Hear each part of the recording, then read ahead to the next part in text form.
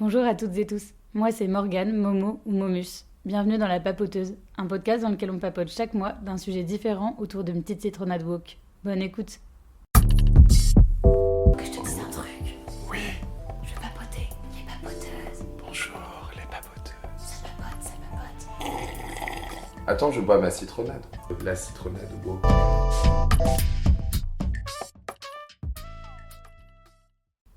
Dans ce premier épisode de La Papoteuse que vous retrouverez en 2 parties sur votre plateforme d'écoute préférée, c'est avec Swan que ça papote, et ça papote queer.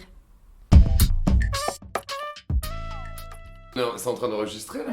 Que je te décrive où je suis pour le premier épisode Si tu veux, je peux le faire. de La Papoteuse. Sachant Alors, qu'on est chez toi. Attends, je bois ma citronnade. Une Les- citronnade woke. les épisodes seront pas forcément toujours enregistrés chez moi. C'est le premier épisode, donc on est en train de le construire. Et ça va papoter ce soir. Et oui, fort. On est à Chicago. On est à Chicago. Greux City, c'est quoi ces autres surnoms? Moi j'aime bien dire Grelove. Il y a Grelou, mais ça c'est pour les personnes. J'ai expliqué Grelou la dernière fois à un pote à moi espagnol. Du coup, fallait d'abord lui expliquer relou. Et donc, Oh on là. verra. Écoute, attends, juste je vais fumer là parce que. Toi au moins tu peux fumer. On a Ah, ça va s'entendre. Oui, mais ça fait un petit effet genre. Non, on a 30 ans, on a arrêté de fumer. La vapote. Moi non, c'est Je super crois même qu'on queer n'a de- pas le droit. Attends, on doit écrire. De quoi? Bah, on doit écrire l'abus de la vapoteuse et complètement. Mouton qui fume interdit, des mauvais pour la clopes santé, hein. pendant tu... Pire, t'entends juste le... Mais ça, c'était les années 80. Tu déconnes, non, j'entends des podcasts où ils fument. Ah ouais? Bien sûr, Lesquels? absolument fabuleux. Je crois que Mais ils fument pas, non? j'ai déjà entendu quelqu'un qui... Bah, un invité qui fumait une clope. Je crois que j'ai dû entendre le tchic tchic du briquet. Peut-être. Tiens, fais-moi vapoter un Tiens, coup. tu peux vapoter vite fait. Allez. Et oui, parce que dans la papoteuse, on vapote. On est aussi des vapoteuses. Mais tu Moi, dois c'est faire Momo, un solo après, je suis une t'inquiète. femme blanche de 30 ans. Je suis née à Chalon-sur-Saône, dans un hôpital qui n'existe plus aujourd'hui. Et j'ai appris récemment que Florent Pagny était né dans le même hôpital que moi. Voilà, une fierté pour mes parents. Tu fais ton Wikipédia, là. Vraiment, ouais. J'ai grandi comme une personne hétérosexuelle, mais depuis peu, j'ai réalisé que j'étais bisexuelle. Mais étant en couple hétérosexuel avec quelqu'un avec qui j'ai envie de rester longtemps, bon, pour l'instant, ça n'a pas trop d'intérêt. Mais je trouve que c'est quand même mieux de J'ai s'assumer. jamais dire qu'il n'y a pas d'intérêt. Porte. Bah oui, non, pour moi, ça m'a fait du bien. Ouais. T'as libéré d'un truc. Et Quentin aussi, mon mec, était très content. Et d'ailleurs, il m'a dit, il n'y a que toi qui le savais pas. C'est ce qu'on dit tout le temps aux bi, aux homosexuels, j'ai Ouais, l'impression. c'est vrai. Ah, on l'a vraiment vu depuis le début, toi non? Ouais, grave. Ouais, mais alors que bi, moi je trouverais que c'est difficile de l'assumer parce que tu sais, il y a plein de gens qui peuvent te dire mais non, c'est qu'une passade, t'es hétéro-curieuse, tout ça quoi. Et toi, Swan, comment tu te présenterais? Swan avec 2 N. Swan avec 2 N, ouais. Comment je me présenterai déjà? Bonjour. Bonjour Morgane. Je suis le tout premier invité de La Papoteuse. Aïe.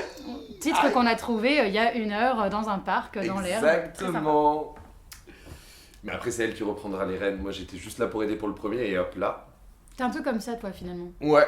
T'impulses et puis Je donne, hein, et puis Mm. après je me casse. tu donnes de toi. Je fais ça soit d'un point de vue pro, soit avec les mecs.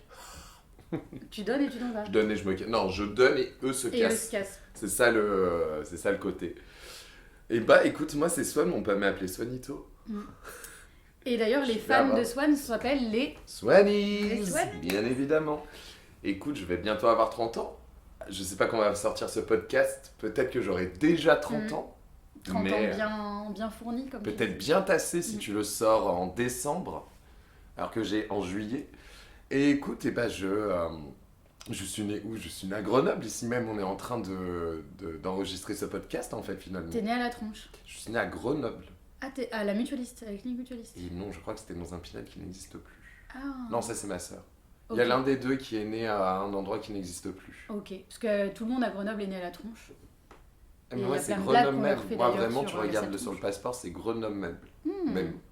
Meuble. Yeux marrons, Ouais. 1m81. Ah, t'as pas négocié pour qu'ils mettent noisette? Alors que tu sais quoi, j'ai même les yeux marron vert en été et au printemps. Au Et ça, soleil, j'ai les yeux marron personne l'a vert. noté. Et ça c'est l'une de mes plus grandes fiertés. Mm. Parce que ça cache mon strabisme. Je Mhm. suis un homosexuel avec un strabisme. Et d'ailleurs, ton nom de scène, en tant que drague. Swanito. J'ai fait une fois du drag, Morgane. Attends, mais Je peux pas vendre, Anastrabisma, je c'est peux pas- pas vendre, je peux pas vendre Anastrabisma alors qu'elle elle a vu le jour qu'une seule fois. ah ouais? Ah, du coup, là, quand t'y vas, là, le dernier show que tu m'as montré, c'est pas avec Je suis pas Anastrabisma. c'est une forme de drag, mais je suis. C'est Ah. intéressant. Tu mets pas de perruque. Comment tu vois le drag? Wig. Comment tu vois le drag, tiens? Ouais, c'est moi qui pose des questions alors que c'est ton podcast. Bah oui. Vas-y. Bah écoute, je vois le drag. J'ai vu un truc hier hyper intéressant sur une peinture qui a été peinte, je sais pas, avant Léonard de Vinci. Hyper intrigante sur, en gros, c'est une femme mais avec un visage d'homme. Et du coup, ce serait la première peinture queer. Enfin, queer drag plutôt. Alors, là, je parle du portrait de l'affreuse duchesse. Une peinture réalisée il y a plus de 500 ans par Quentin Métis et qui continue encore de fasciner aujourd'hui. Le portrait est exposé à la National Gallery de Londres et défie les normes de beauté de l'époque. Les spécialistes se demandent encore aujourd'hui s'il ne s'agissait pas d'une drag queen avant l'heure. Je vous mets un lien dans la description si vous souhaitez en savoir plus. Et écoute, comment je vois le drag? Bah, comme une performance autour du genre, où on s'amuse avec les codes de genre. Parce que j'imagine qu'il y a des... du coup, il y a des drag kings, mais j'imagine qu'il y a des femmes qui peuvent aussi surexagérer des traits et être des drag queens. Ça existe ou pas? Oui. Donc pour moi, c'est jouer avec le genre et exacerber tous les codes de genre qui en plus sont imposés par la société, genre les talons hauts, le rouge à lèvres, le maquillage, etc. Mais du coup, se les réapproprier pour en jouer et provoquer un peu et faire se questionner. Je sais pas. C'est ça? Est-ce que j'ai bien répondu? Attention, Est-ce qu'il y a une définition dans le dictionnaire? Il doit avoir une définition dans le dictionnaire, mais, ou même sur Ecosia pour planter un arbre. Je ne dirais pas Google, je l'ai dit. Mais je crois qu'Ecosia, c'est Google. C'est relié? Ouais, je crois.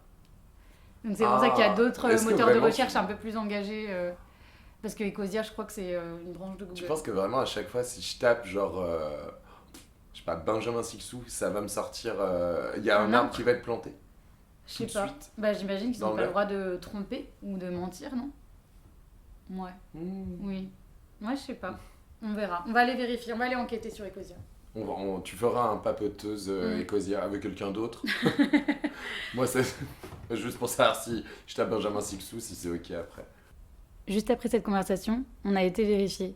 Et Ecosia a été fondé par un entrepreneur allemand.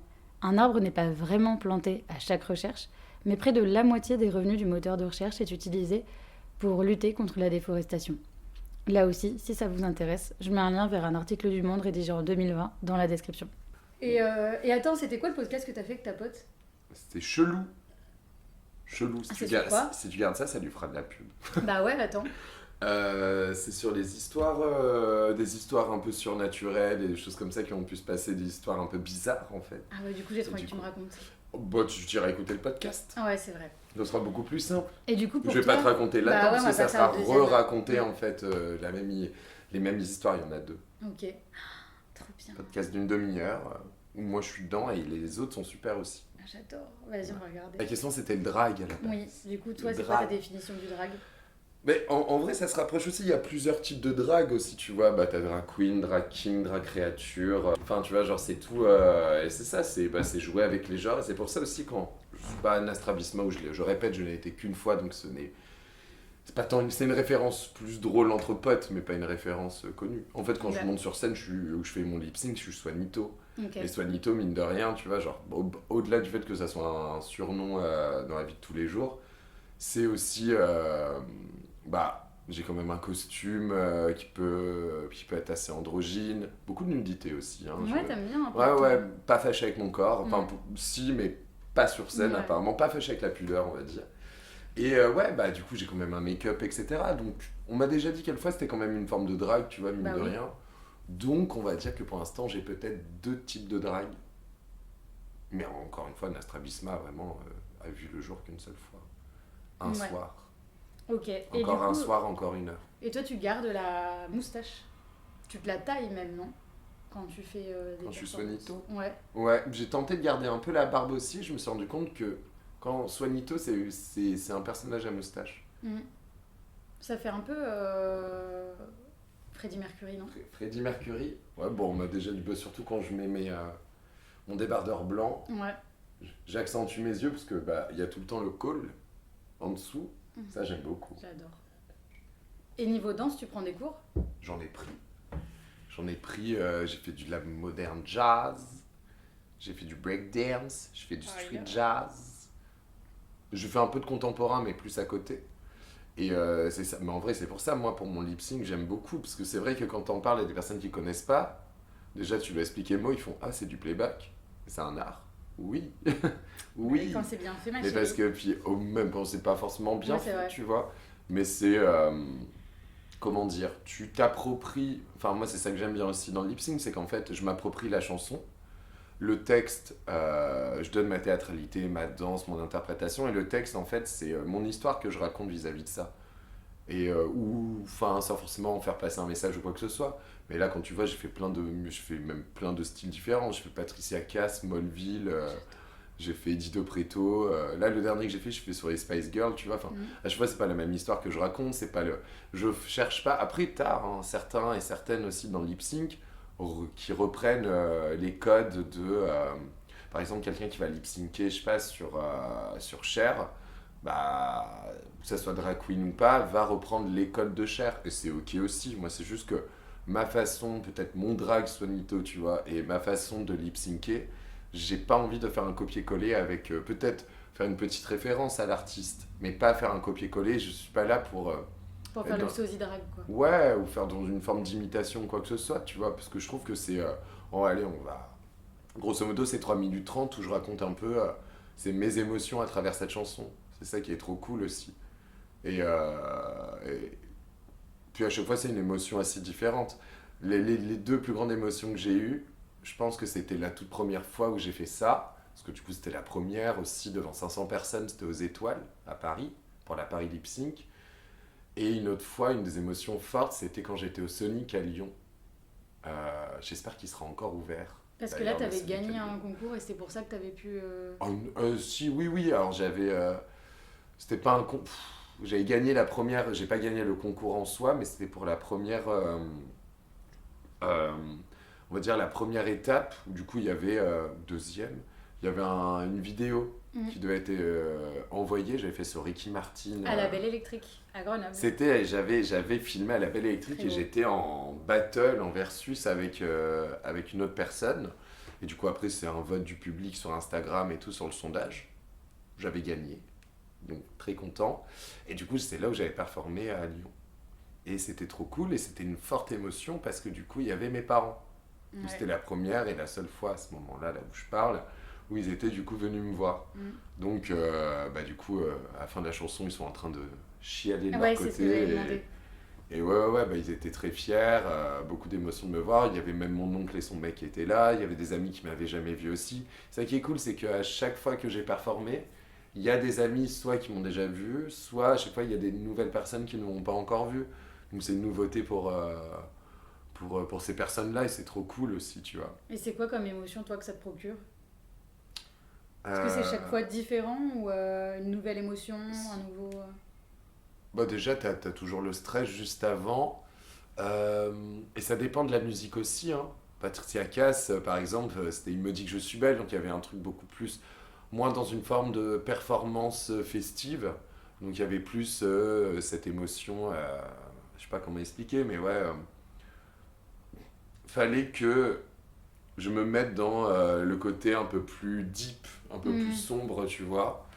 Un peu comme, enfin, je pense que c'est là où j'ai le plus exprimé, c'est quand j'avais fait Eddie De Preto Kid, Ouais. où j'étais vraiment Incroyable. dans un truc. Déjà, je jouais beaucoup avec la danse contemporaine là-dessus, mais aussi avec le visage, parce que du coup, c'était un message assez fort à montrer. Non pas que enfin, j'ai jamais eu de problème avec mon père enfin, c'était pas mon histoire qui était racontée, c'était plus globalement, enfin. C'est une histoire que j'ai déjà entendue de personnes qui sont plus ou moins proches de moi aussi, leur contexte familial en tant que personne homosexuelle, bisexuelle, personne transgenre, etc., une personne queer, quoi. Et donc, du coup, c'était un message aussi pour ces personnes-là. Et aussi parce que, mine de rien, je trouve que je suis assez privilégié, on va dire, en tant comme homosexuel blanc. Et parce que du moins pour mon histoire, c'est que mes parents ma famille ne m'a jamais mis de côté vis-à-vis de ça ou quoi que ce soit. Enfin, il y a toujours ça a toujours été la parole, la parole, et non pas la La parole. parole, pas les la- paroles, les les paroles. paroles. Les barésies, oui, la parole, Ah. non. Ça a toujours été très ok. Enfin, ok. C'est que le coming out. Mais a comment été, ils l'ont pris? Est-ce que tu peux raconter ton coming out? Ah, Parce que d'abord, t'as fait ton coming out bi, non? Ouais, oui, bah oui. Et ensuite, plusieurs années après, enfin, comment ça s'est passé? Comment ils l'ont pris? Vachement, on était bourrés. Ah ouais? Ouais, Ah, t'as attendu ma mère, l'alcool pour c'était en t'aider? mars 2010. Pas pour m'aider. Oui et non, mais enfin. Avoir le courage, je veux dire. Enfin, Ouais, là, ça j'avais peut pas être l'impression intimidant. que. Bon, bah, je mentais, hein. Pour le premier garçon que je fréquentais, je mettais un prénom féminin qui ressemblait plutôt que masculin, tu vois. Benjamin. Par exemple, je crois que je n'ai jamais eu de Benjamin. Maintenant que j'y pense. Ça a rajouté sur la liste. Camille, c'est parfait. Tu vois, s'il s'appelle Je- Camille, ça passe. J'aurais dû, Mm. mais ce n'était pas ça. Et. Non, comment ça s'est passé, ouais? La- T'avais la bu Camille. pour. Ah oui, c'était en festival à l'Océan, encore une fois à Grenoble. Ah, mais attends, à Lolo, mais j'étais là. C'était en mars 2010. Mais oui, j'étais là et je t'ai croisé, trop bourré. Et tu m'as dit, je viens de le dire à mes parents, ça y est.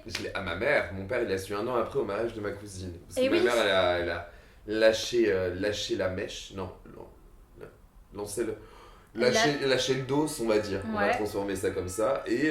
Vendu la mèche. Vendu la mèche. Donc elle a vendu la mèche. Ta a sœur vendu la mèche. Hein? Et ta sœur, t'as dit? Non, qui a vendu la Non, mèche? non, ma soeur, je lui ai dit une fois quand elle venait de se réveiller, elle me croyait pas, je lui ai dû lui redire le lendemain. Elle était ah d'accord, ok, je crois que tu me disais de la merde la veille. Non, ma mère très bien prête, elle m'a dit bon en même temps je m'en doutais un peu et mon père il était vexé parce que je l'ai pas dit en même temps que ma mère. Ouais. Oui, Et il a dû me faire une blague douteuse. mais voilà, mais non. oui, toi en fait c'était même pas un sujet J'étais même quoi. pas stressé, c'était pas un sujet, en même temps je savais qu'il fallait le dire, mais en même temps j'aimerais. Enfin, ce serait vraiment cool qu'on passe à un stade où on le dit plus quoi. Mais oui, où t'es Oh, juste ça là, bah tiens, je te Voilà. présente machin.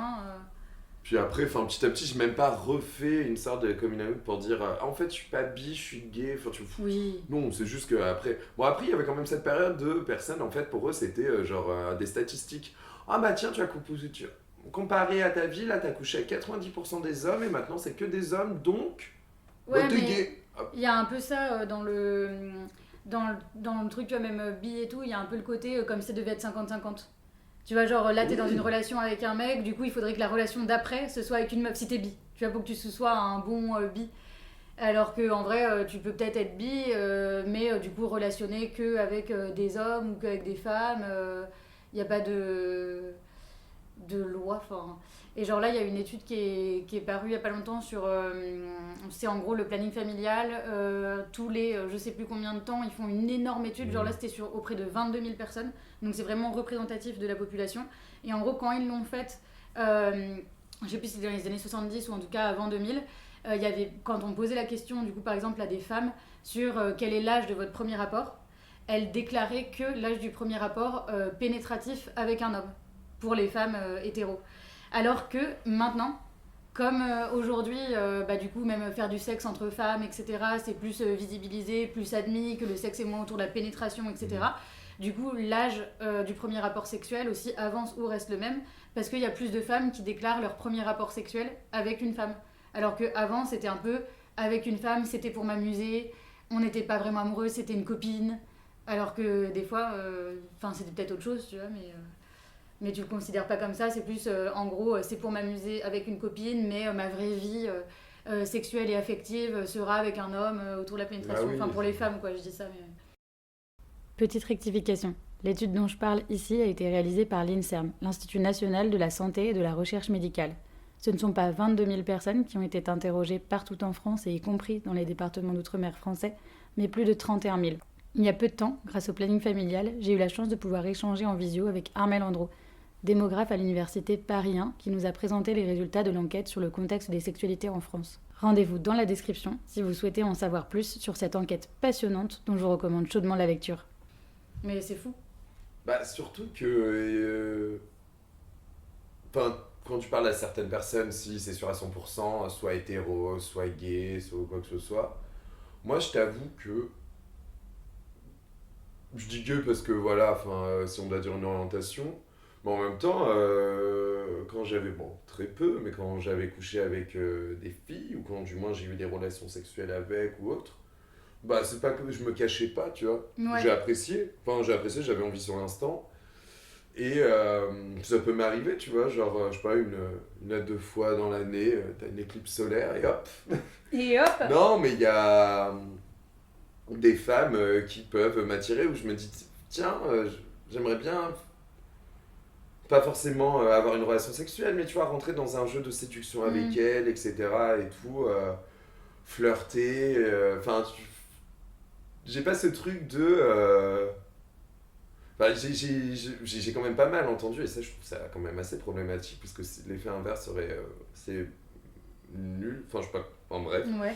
D'hommes homosexuels qui disent bah les rétros Si tu vas avec une meuf. bah pas si tu vas mais genre de coucher avec une femme de lui faire un cuni ou un truc comme ça, c'est un peu en mode vraiment ça me dégoûte les Bah copains. ouais, non mais. Et t'es là en mode genre ouais mais Bah, tu peux pas sortir un truc comme ça parce que t'aimerais qu'on te dise putain ça me dégoûte, t'es en train de sucer une bite. Non. bah Enfin, ouais, mais enfin, oui, je vois ce que tu veux dire. Mais après, vraiment, je pense que du coup, moi, c'est comme ça que j'ai réalisé que j'étais bi, c'est que, tu vois, j'ai des potes qui sont hétérosexuels, des filles. Après, peut-être qu'elles s'assument pas bi ou quoi, mais enfin, j'ai plein de potes hétérosexuels, ou que ce soit des femmes ou des hommes, qui sont un peu en mode. Enfin, d'ailleurs, j'en ai de moins en moins en fait, parce qu'après, tout le monde cherche un peu sa sexualité et tout, mais tu vois, qui sont vraiment en mode je suis que d'un côté, tu vois, enfin genre typiquement ouais, j'ai des potes gays mecs qui sont un peu comme ça, tu vois, en mode ah mon dieu une chatte, ah mon dieu dégueu, mais je vois ce que tu veux dire sur ce serait horrible de le dire dans d'autres sens, mais et des femmes du coup hétéros qui pareil sont complètement là en mode ah mon dieu je pourrais clairement pas, enfin tu vois, elles ont jamais cette attirance pour une femme, et c'est comme ça que moi je me suis rendu compte que j'ai été bi, parce que j'imagine qu'il y a des gens qui sont que d'un côté ou que de l'autre. Alors que moi, il y a plein de fois où je suis tombée amoureuse de femmes, ou alors où j'ai. Enfin, où du coup je ressens une attirance, comme tu dis, avec une envie de flirter, etc. Autant que pour un mec, voire ça m'arrive peut-être plus souvent avec des meufs, parce qu'en plus, en tant que copine, que fille, c'est plus accessible aussi. Du coup, il peut plus facilement se mettre en place un truc comme ça. Mais moi, tu vois, j'ai toujours eu hyper peur du rejet. Genre de le dire.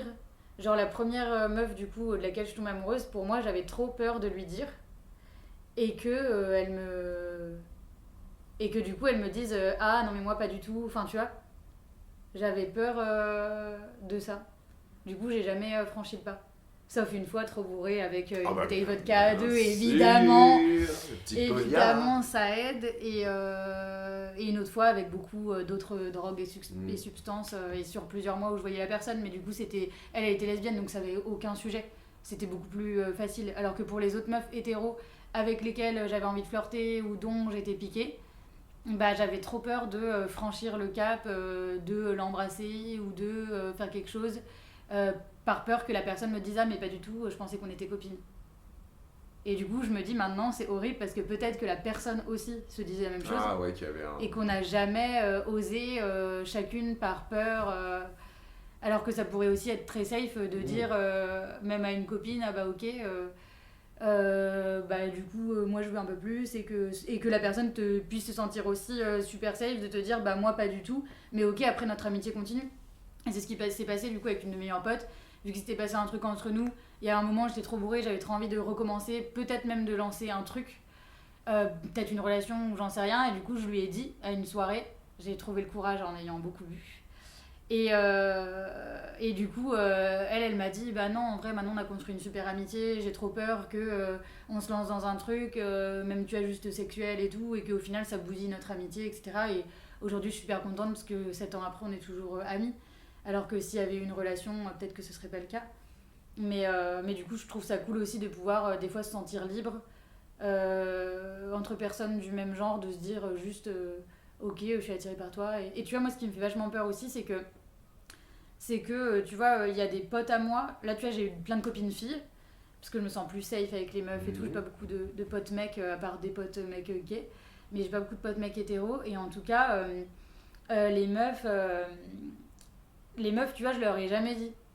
Enfin, mes nouvelles copines, tu vois. Alors que mes vrais amis et tout, genre je leur ai dit on parle librement de sexualité et de plein de choses. Mais mes nouvelles copines avec qui je suis pote quand même depuis 3 ans, on se voit régulièrement, il y a des moments où j'aimerais bien leur dire bah au fait je suis bi, mais même que ce soit un non-sujet, tu vois, mais juste le dire parce que... Enfin voilà, et sauf que j'ose pas parce que j'ai peur d'un truc. Et du coup c'est horrible parce que je pense qu'elles sont pas comme ça, mais j'ai trop peur que du coup elles... Je sais ce que tu vas dire. C'est horrible hein. Je sais, là je vois, mais oui. Parce que toi ça doit tout le temps t'arriver j'imagine. J'ai peur qu'elles... Enfin juste pour expliquer, maintenant. mais moi j'ai peur que du coup elles pensent que du coup je suis attirée par elles. Alors que pas du tout, tu vois. Du coup j'ai trop peur de ça. Et parce que je sais que c'est un peu un truc complètement homophobe en plus de faire ça. Mais tu vois, je sais que j'ai des potes gays, dans des cercles après d'hommes hétéros, du coup, et en plus, voilà, il y a quelques années et tout, qui étaient peut-être moins gay-friendly ou qui connaissaient pas trop. Genre, tu vois, j'ai déjà un pote, tu vois, un pote de pote, mais d'une bande, qui m'a déjà dit « Oh mon Dieu, machin, il était assis à côté de moi la dernière fois, franchement, tu crois pas qu'il va tomber amoureux de moi ou qu'il va vouloir essayer de me baiser ?» Et tu vois, ça, c'est horrible, c'est complètement de l'homophobie. C'est dégueulasse de dire ça. Déjà d'une, est-ce que tu crois vraiment que tu lui plais ? Et du coup, en plus, en tant qu'hétéro, on pourrait se dire ça tout le temps aussi. Moi, en tant que meuf, je suis à côté d'un mec, du coup, ça voudrait dire qu'il veut me draguer. Enfin, il n'y a rien qui va là-dedans dans ce discours-là. Et moi, j'avais peur qu'un jour, ça m'arrive, tu vois, que des copines, du coup, se disent « Oulala, mais mon Dieu, si là, on dort ensemble, vu qu'elle est bi, ça veut dire qu'elle va être attirée par moi, tu vois. » Petit disclaimer. Dans les 2 parties de ce premier épisode de La Papoteuse, vous allez m'entendre dire à plusieurs reprises que je m'identifie comme une personne bisexuelle. Apprendre à se connaître soi-même est un long, très long cheminement, et peut-être même que ça dure toute la vie. Pour mettre un peu de contexte, je tiens à préciser qu'ayant été toute ma vie en relation visible et assumée aux yeux des autres, uniquement avec le genre opposé, je me suis longtemps perçue comme hétérosexuelle, et c'est comme ça que je suis aujourd'hui et été perçue par la société. J'ai donc jamais vécu de discrimination, d'actes homophobes dont Swan parle, ou encore de difficultés dans l'acquisition d'un logement, l'obtention d'un emploi ou l'accès aux soins en raison de mon orientation sexuelle assumée ou supposée. Ce que je suis donc, c'est avant tout une alliée. Ça t'est déjà arrivé ? Ouais. Après, je dirais plus, pas que c'est de l'homophobie, mais un acte homophobe. Oui, c'est ça. Parce que la personne est peut-être... Elle est peut-être pas plus... homophobe. Voilà, elle se rend pas compte de ce homophobe, qu'elle c'est dit. un acte homophobe qu'elle effectue par une ignorance, par un truc où elle a été bloquée dans son patriarcat aussi, quelque part aussi là-dessus, tu vois. Et, mais si, et le côté très hétéronormé, moi ça m'est arrivé plein de fois. Moins maintenant, mais peut-être parce que je m'entoure mieux, ou parce que... mais tu vois, au début, où déjà j'ai eu aucun ami, déjà, mais c'est tout bête, mais mes amis filles, je me faisais pas trop de soucis là-dessus. Les amis garçons, je me disais pour certains, j'entendais ce qu'ils disaient avant. Ouais. Puis en ouais, plus, genre ta fiole et tout, tu veux dire des insultes entre eux ouais, c'est ça, bah, entre eux, ou même genre, ah, putain, moi si un jour mon fils il est pédé, tu vois. T'as déjà entendu des potes dire ça, ouais? Ouais, mais il y a longtemps, enfin, t'es genre lycée, début fac, enfin vraiment la phase de déconstruction, même moi, je pense que je disais des choses problématiques avant de prendre conscience de certaines choses. Si mon fils il est pédé, c'est le mec qui a 17 ans qui est pas prêt d'avoir un enfant déjà. Déjà, premièrement. Mais j'ai entendu 2-3 potes qui sont peut-être plus trop potes avec moi aujourd'hui, mais ça n'a rien à voir avec ça, c'est de l'éloignement. Mais où quand je leur ai annoncé, bon déjà il y en a aucun qui sait. Bon, j'ai eu quand même des phrases de type bon bah si c'est quelqu'un comme toi qui l'est, ça me fait un peu changer d'idée, tu vois, avec du recul. Ah genre j'ai un ami noir quoi, j'ai un ami PD. Bah ça me... Pas genre je le prends comme Joker, mais je vais peut-être changer d'image sur les gays parce que mon ami l'est. Ouais, genre pour moi, attends. Mais genre pour moi, les gays c'est des grandes folles, mais toi ça se voit pas. Il y en a plein qui disent ça, tu vois. Ça se voit pas, ouais. Bah, j'ai un pote qui fait très. Qui embrasse des codes plutôt. Enfin, c'est débile de dire ça, je veux dire plutôt hétéro, mais c'est juste que. Enfin, c'est pas écrit sur ta tête que t'es gay, que t'es bi, que t'es trans. Et du coup, c'est vrai que du coup, les gens sont pleins de stéréotypes, ils veulent te mettre dans des cases. D'ailleurs, j'ai appris pendant une formation que j'ai donnée dans mon asso que, en fait, c'est normal les stéréotypes, c'est que tout le monde, le cerveau, il traite beaucoup d'informations et que du coup, il a besoin de mettre les gens dans des cases. Et du coup, je pense que les personnes qui sont pas conscientes de ces biais-là vont, du coup, être totalement paniquées avec quelqu'un d'un peu androgyne, quelqu'un d'un peu efféminé. Du coup, il faudrait forcément que le mec efféminé soit gay. Que la meuf qui, je sais pas, fait de la moto et une grosse camionneuse et tout, elle soit lesbienne. Et du coup, quand ils voient un mec, je sais pas, qui n'est pas une grande folle ou qui n'est pas dans l'image qu'ils peuvent avoir d'un mec gay. J'ai le terme grande folle. Ouais, non mais tu vois, non mais je le dis, bien sûr, je le dis exprès pour Pour choquer les auditeurs. Pour choquer les auditeurs, les éditeuristes, mais non, mais parce que je pense qu'il y a plein de gens qui ont ça. Et même moi, j'ai des potes gays qui me disent ah mais moi je sors que avec des mecs gays mais qui sont pas efféminés. Tu vois, ou qui sont pas des grandes folles. Moi en gros, je veux pas sortir avec quelqu'un chez qui ça peut se voir qu'il est gay, tu vois. Et je trouve ça trop bizarre comme Bah t'as ce truc de si j'aime les garçons c'est parce que j'aime les vrais mecs. Enfin, et heureusement j'entends plus ça, du moins pas dans mon cercle. Ouais. Sur le web, Ouais. sur les internets, Sur le oui, web. les réseaux. Mais non, mais ouais, puis enfin, t'entends tout et n'importe quoi, hein, de l'homophobie ou des actes homophobes dans la communauté homosexuelle. C'est vachement...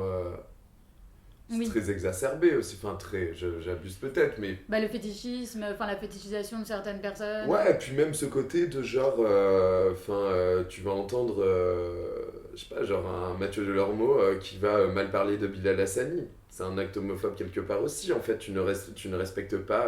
Ah et lui, parce qu'il fait partie de la commu, enfin parce qu'il est gay, il se permet de dire des trucs homophobes. Bon, tu me dis, il y en a tout le monde se permet d'eux, tu vois, sur la communauté LGBTQI+, mais ouais, enfin, je dis ça il y a longtemps, mais est-ce qu'il a changé vraiment de mindset aujourd'hui Il disait ça aussi sur Touche pas à mon poste, tu vois.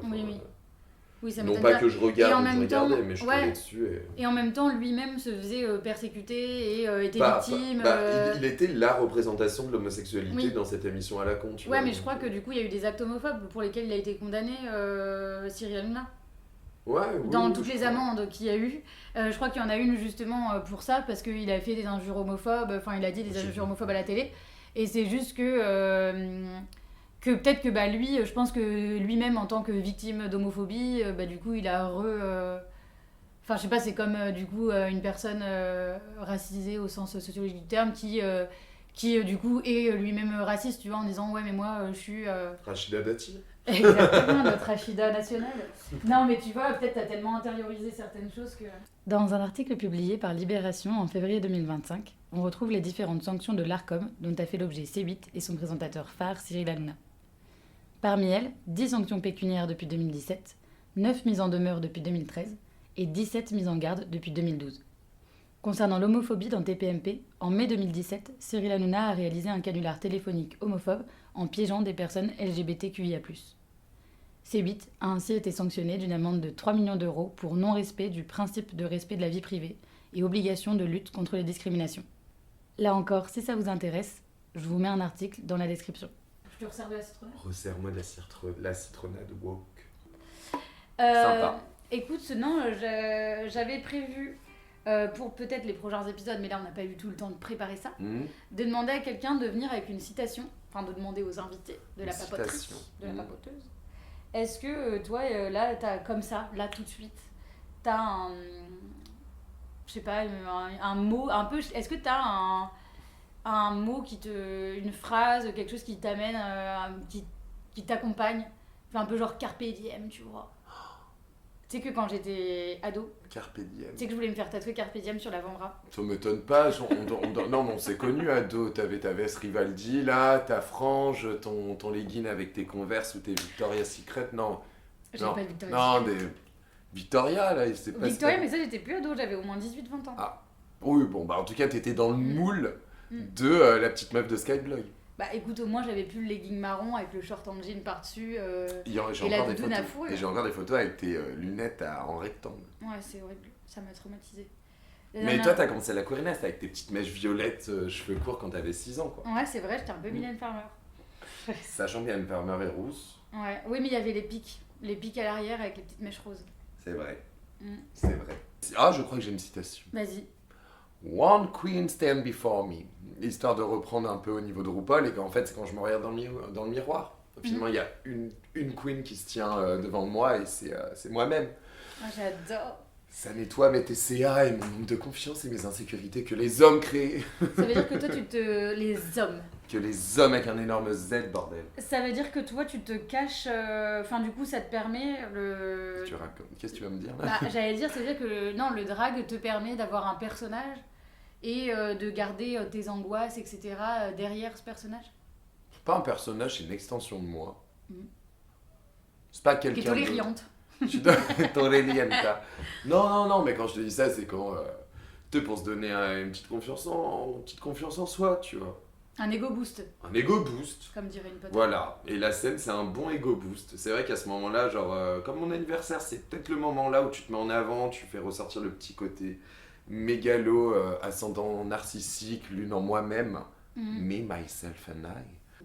On adore. Swan, est-ce que, parce qu'on va aller fumer sur le balcon, Ouais, j'ai faim. on va arrêter toute cette discussion, on va manger cette super salade Ouais, que je t'ai puis là, faite. je crois que t'as de la matière là, Ouais, de je toute pense. manière, hein. On va pas se mentir. Attends, mais juste... Ah si, j'ai enregistré. J'étais là en mode, t'imagines.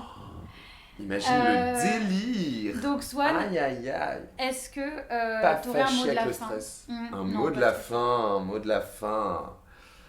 If you can love yourself. Ouais. Non. C'était... J'allais C'était ressortir RuPaul. la phrase de RuPaul, bien entendu. Mais. Le mot de la fin. Tu me stresses, tu me Ouais, prends je t'ai stressée. dépourvu. Tu me prends dépourvu. Que dire bah, God save the queer. comme ce que je vois là sous les yeux, là. God save the queer. The queer, exactement. Bon, ça me va très bien. Tu veux C'est prendre très ce bien, sticker pour chez toi? Pour je. Ça, trop petit. Mais je vais me le coller sur le torse, là, dans mes poils. Ça va t'épiler. Ça va m'épiler. D'ailleurs, deuxième épisode sur sa papote épilation. Non, je rigole. Je ne serai pas invité. Même si je m'épile. Bon, c'est pas du tout ça le mot de la fin. Non, le mot de la Attends, fin. je refais. Déjà. Le mot de la fin. Le mot de la fin. Déjà, je te remercie de m'avoir invité pour le podcast, pour le tout premier des papoteuses. Et le mot de la fin. Les queers, c'est les meilleurs? Non. Non. Deux queers en vaut mieux qu'une. Bah oui. Ça, J'aime les queers, allez. Allez, fume une clope on pour la arrête, on va fin. fumer une Au clope. Bisous, revoir. bisous. Bisous. Vous venez d'écouter le tout premier épisode de La Papoteuse. J'espère qu'il vous a plu et qu'il vous a donné envie d'écouter la suite pour passer un aussi bon moment que celui qu'on a passé en l'enregistrant. Si vous avez aimé, n'hésitez pas à aller liker l'épisode et à vous abonner à La Papoteuse sur votre plateforme d'écoute préférée pour nous soutenir. Merci et à bientôt dans La Papoteuse.